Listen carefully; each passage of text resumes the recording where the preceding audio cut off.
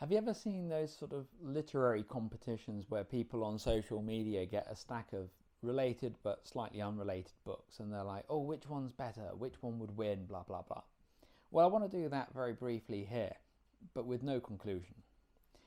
First, I've got Cormac McCarthy's Blood Meridian, which was given to me as a kind of secret Santa thing at the school where I'm a teacher. I know who gave it to me, and thank you, Zoe. Um, it took me a long time to read it. It took me a long time to pick it up, first of all, because it's Cormac McCarthy, and I wouldn't say I've had my fingers burnt by McCarthy before, but I do remember reading The Road and thinking, whew, that was quite hard work. And I remember reading No Country for Old Men and thinking, wow, I'm glad we've got the Coen brothers adaptation of that. And I know that a lot of people swear by Cormac McCarthy. This, you could say, is the one book of his that has to be read. But it is so much work. It's so involved. Just like the language, to commit yourself to having that much control of your language from start to finish of a book that runs to about 350 pages or so. That is just, you can understand when there are writers like this who take 2, 3, 4 years to put together a text. It must have required so much. It's based on, from what I understand, a true kind of set of events in the 1850s around the border of Texas and Mexico as it then stood, and it's a nightmare. I mean, these guys, these kind of cowboys as such, set off in search of Indian scalps, but they become so enamored of their own sense of self and of strength that they just go around butchering everybody that they run into. The kid, who is kind of at the heart of this, you never really know much about him and what he wants or what he does, but you do learn a lot about a character called the Judge. And this is a character, regardless of how much you appreciate or otherwise Cormac McCarthy's writing, but this is a character that really, it stays with you. He does. But yeah, I mean, I would find myself reading just a few pages and then thinking, I need to take a break. And it's like, all the colour from life has been sucked out and it's gone into this book. And I look around and I just think, okay, I need to go and look at some flowers or something. So yeah, it took me a while. It is a magnificent book. It is a book that requires hard work on the part of the reader, but you will appreciate it and you will come out of it thinking that this guy was a legitimate genius when it comes to writing.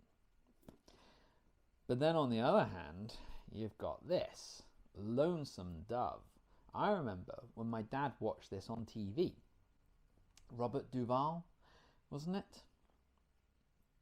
And Tommy Lee Jones. Funny, actually, there's a Cormac McCarthy connection there, isn't there? Because Tommy Lee Jones, of course, was in No Country for Old Men. Anyway, Lonesome Dove. Now, if it took me a while to read this, and it's 350 pages, you would think, wow, Chris, this is 850 more or less. Surely it's going to take you 2.5 times as long? No, this took me a fortnight, maybe a bit less than that actually, because it's just, and it's not like you can read books that just you breeze through. For example, here I've got a Christmas present from my brother-in-law, Dan Simmons' Ilium. Yeah, very thick book. It's that kind of popular paperback that you find in the American market much more readily than in the UK. This didn't take long to read either. It wasn't particularly taxing, and nor was it particularly good. Did not enjoy this one very much. I'm not going to bother making a video about it because I just don't want to talk about it that much. I'm very happy that my brother-in-law gave it to me as a present.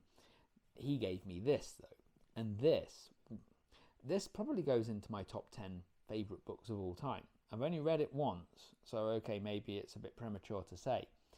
But it is such a beautiful story. So it's the story of a journey, and I love stories that have a journey at the heart of them. And it's real cowboys, because they're driving cattle, and they drive cattle up from Rio Grande to Montana. That's it. That's their goal, is to get from A to B. I mean, Blood Meridian, it's more or less get to from A to B and destroy everything in between, but you know, it's beautifully written. It isn't taxing, but it is insightful. You learn about the characters. The characters are never stereotypes.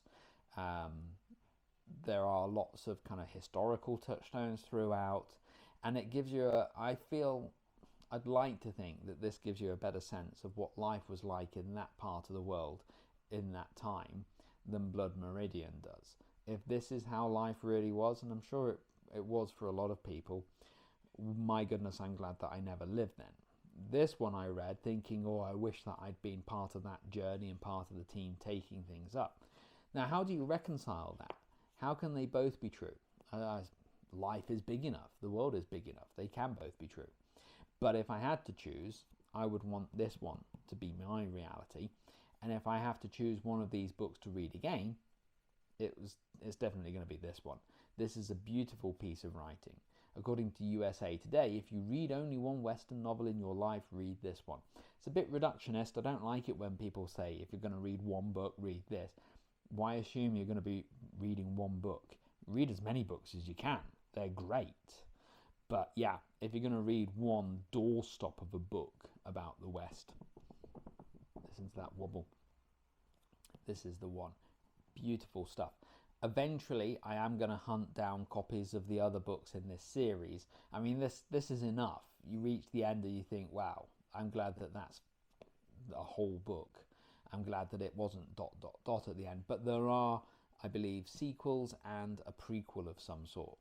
Not entirely sure how necessary a prequel is, but I'm never sure of prequels. So there you go. Yeah, if you had to compare, they're both works of absolute genius.